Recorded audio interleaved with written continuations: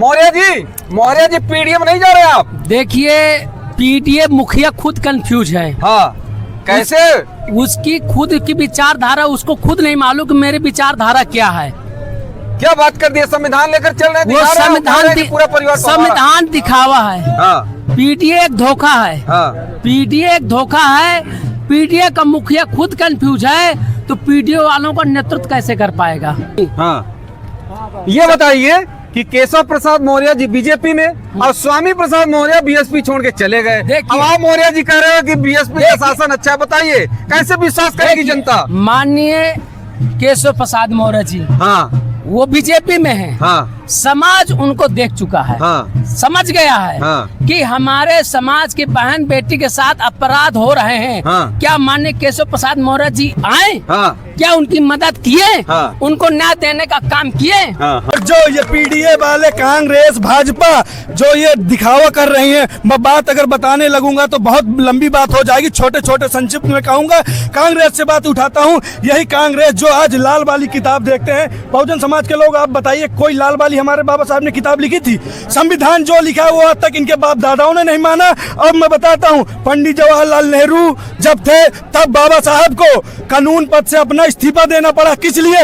हमारे Bahujan Samaj SC OBC सर्व समाज की लड़कियों के लिए, क्योंकि ये लोग जो आपका हिंदू कोड बिल था लागू नहीं होने दे रहे थे। तभी बाबा साहब ने कहे थे, हमें बहुजन समाज के एससी ओबीसी सर्व समाज के लड़कियों से कहना चाहता हूँ, हाथ जोड़ के बहनों, अगर बाबा साहब नहीं होते तो आज तुम लोग घर में चूल्हे चौकी कर रहे होते। ये ना देखो कि मैं ब्राह्मण हूँ, क्षत्रिय हूँ, सर्व समाज के लोगों को, लेडीजों को बाबा साहब ने जो है पढ़ने लिखने का अधिकार दिया बहनों को।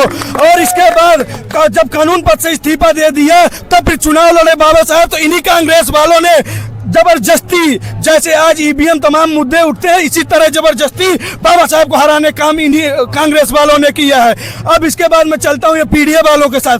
पीडीए वाले कहते हैं कि हम जो है पीडीए का 37 सांसद ले आए। इन्हीं 37 सांसद हमारे बहुजन समाज के लोगों को गुमराह करके ले आए। हमारे इसी बाबा साहब के पार्क को कहा करते थे अयासी का अड्डा है।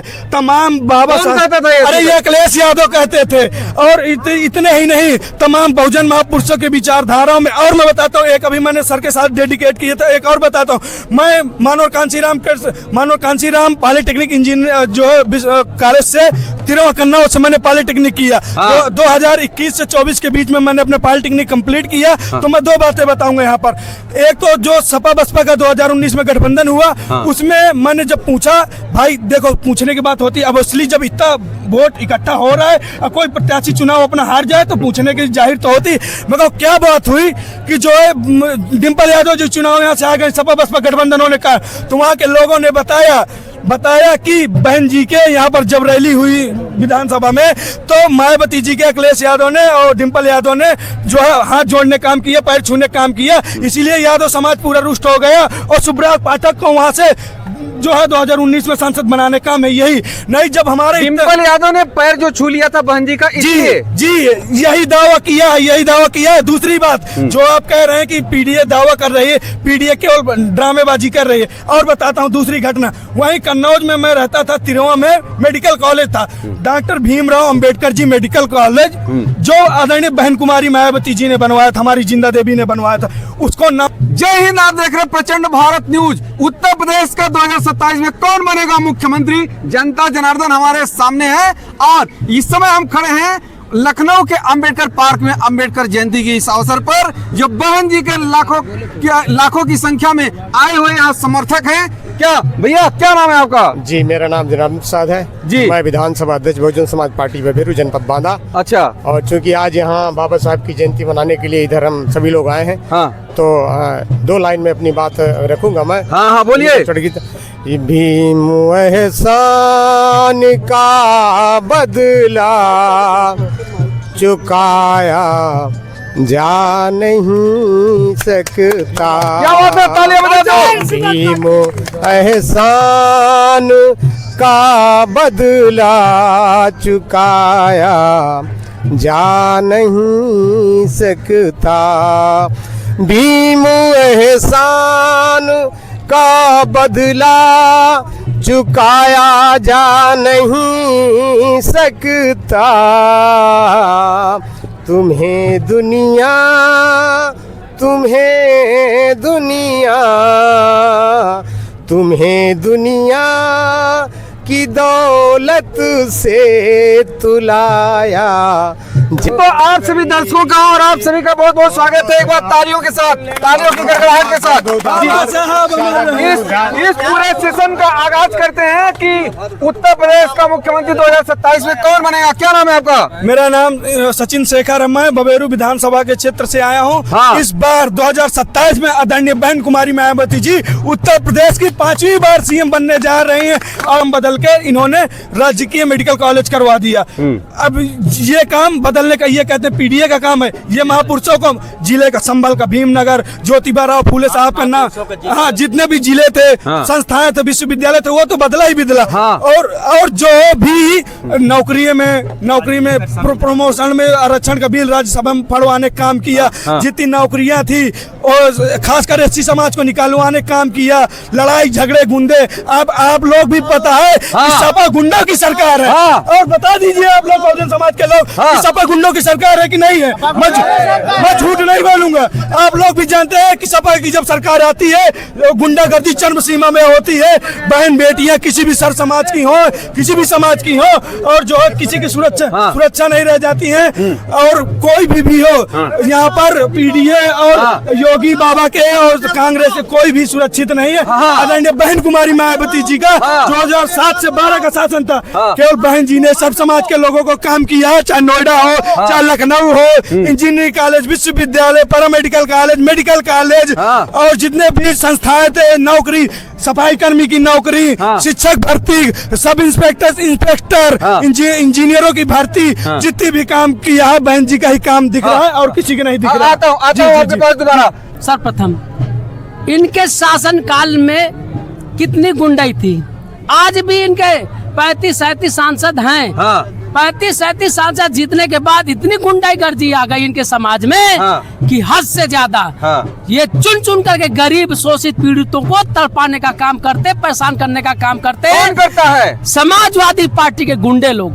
समाजवादी पार्टी गुंडों को बढ़ावा देने वाली पार्टी है। और सब ये भारतीय जनता पार्टी ये ओबीसी समाज की डकैती डाल रही है। इनका आरक्षण सबसे ज्यादा अगर आरक्षण का नुकसान झेल रहा है तो ओबीसी समाज भारतीय जनता पार्टी के शासन में झेल रहा है। और खुद इसके जिम्मेदार खुद ओबीसी समाज है। जिस दिन ओबीसी समाज जाग गया उस दिन भारतीय जनता पार्टी हो और चाहे कांग्रेस हो, ये सत्ता से बेदखल हो जाएंगे। क्योंकि इसका जीता जागता आप लोग देख रहे हैं। स्वतः ओबीसी समाज गुलामी में जी रहा है और जागरूक नहीं है। ये बाबा साहब का भी साथ उतना नहीं दे पाए, न मानवर कांशीराम साहब का उतना दे पाए, न आज बहन जी का देने को तैयार है। जो उत्तर प्रदेश में बहन जी ने दे दिया विकास मॉडल जो खड़ा किया है, आज तक कोई सरकार नहीं कर पाई है। हमारी विरासत को बढ़ाने का काम किया है तो बहुजन समाज पार्टी ने किया है। हमारी धरोहर का विस्तार करने का काम किया है तो बहुजन समाज पार्टी ने किया है। शिक्षा, स्वास्थ्य, रोजगार देने का काम किया है तो बहुजन समाज पार्टी ने किया है। बहुजन समाज पार्टी के शासन काल में कितनी नौकरियां निकली, नहीं हुआ ना। रही बात माननीय स्वामी प्रसाद मौर्य जी, माननीय स्वामी प्रसाद मौर्य वो शेर है, वो बहुजनों का मसीहा वो भी है। तो आपने आवाज जी के साथ वो आ जाएंगे, उनका कोई बात नहीं। वो आज नहीं तो कल आएंगे। उनकी विचारधारा बहुजन समाज पार्टी के अलावा कहीं नहीं मिल सकती है। अच्छा, वो आज नहीं तो कल अलग पार्टी बना लिए। वो देखिए, पार्टी सभी लोग बनाने का अधिकार है, कानून में संविधान इजाजत देता है। ये बताइए मौर्य जी कि एक पार्टी स्वामी प्रसाद मौर्य जी बना लिए और एक बना लिए चंद्रशेखर रावण जी। बहन जी की सरकार कैसे बनेगी बताइए? देखिए, बहन जी की सरकार पार्टी उन्होंने नेता ने बनाया है, जनता ने नहीं बनाया। जनता समझ रही है, जनता बहन जी को नेता मानती है। अगर नेता न मानती, क्रॉस क्वेश्चन कर रहा हूँ मैं रोक कर आपको, जनता नेता न मानती तो हजारों और लाखों की संख्या में भीड़ कैसे जाती बताइए? देखिए, ऐसा नुकसान हो रहा है। भीड़ हर पार्टी दिखा लेती है। वोट में कन्वर्ट करना सबके बस का नहीं है। वोट में कन्वर्ट बहन जी करेंगे। अच्छा, इस बार सर्व समाज ने ठाना है बहुजन समाज पार्टी की सरकार बनाना है और बहन जी को 5वीं बार मुख्यमंत्री बनाना है। और शिक्षा, स्वास्थ्य, रोजगार की हमारी लड़ाई होगी। हमारी लड़ाई शिक्षा, स्वास्थ्य, रोजगार। जाति पात धर्म मजहब से ऊपर उठ करके हाँ। बहुजन समाज पार्टी को मजबूत करने का काम करना है हाँ। और सरकार बनाने का काम करना है। नहीं तो आने वाली पीढ़ी हाँ। हमारी एक एक रोजगार को तरसेगी। ये भारतीय जनता पार्टी हाँ। ये जो भी सरकारी संस्थाएं हैं हाँ। इनको प्राइवेट में करती जा रही है। हाँ। जब प्राइवेट हो जाएंगे हाँ। तो हमारा आरक्षण कहाँ मिलेगा? योगी जी कह तो रहे हैं कि आरक्षण का पूरा फायदा जो संविधान में है, संविधान नीति वो हम सब दे रहे हैं, और उसके बाद जीरो टॉलरेंस की नीति सबसे ये ज्यादा सुरक्षित संविधान लोग हमारे देखिए, सरकार में। पहली बात हाँ। ये संविधान विरोधी हाँ भारतीय जनता पार्टी हाँ ये संविधान के हिसाब से रोजगार कहाँ दे पा रही है? हाँ जी ये संविधान ऐसा थे ही नहीं। हाँ, हाँ। बाबा साहब की परछाई देखना जो पसंद नहीं करते हाँ, थे, हाँ, आज हाँ। बाबा साहब की जयंती मनाने लगे। समाज पार्टी बाबा साहब अमर रहे, बाबा साहब अमर रहे। इसी के साथ आप सभी का बहुत बहुत धन्यवाद। अगर चैनल पर नए सब्सक्राइब जरूर करिएगा और कमेंट सेक्शन में अपनी राय जरूर दीजिएगा। आप सभी का बहुत बहुत धन्यवाद।